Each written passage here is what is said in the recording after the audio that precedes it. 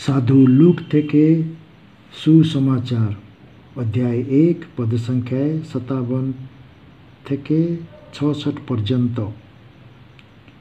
প্রসবকাল পূর্ণ হলে এলিজাবেথ একটি পুত্র সন্তান প্রসব করলেন।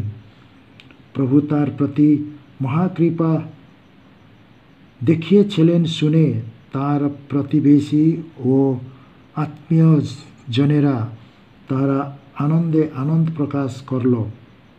অষ্টম দিনে তারা শিশুটিকে পরিচ্ছেদিত করতে এলো।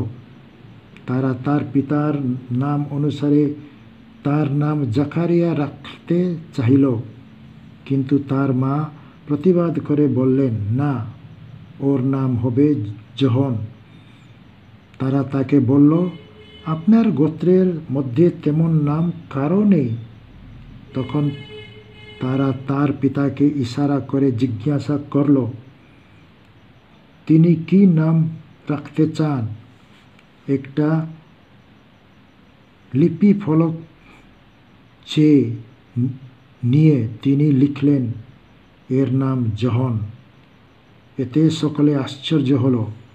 আর ঠিক সেই মুহূর্তেই তার মুখ খুলে গেল।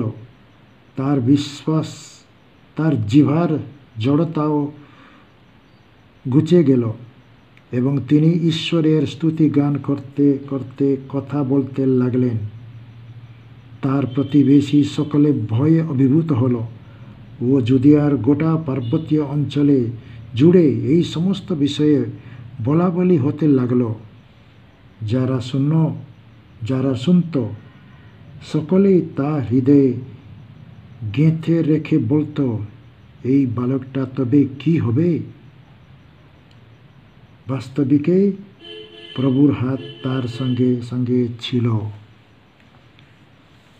প্রভুর সুসমাচার।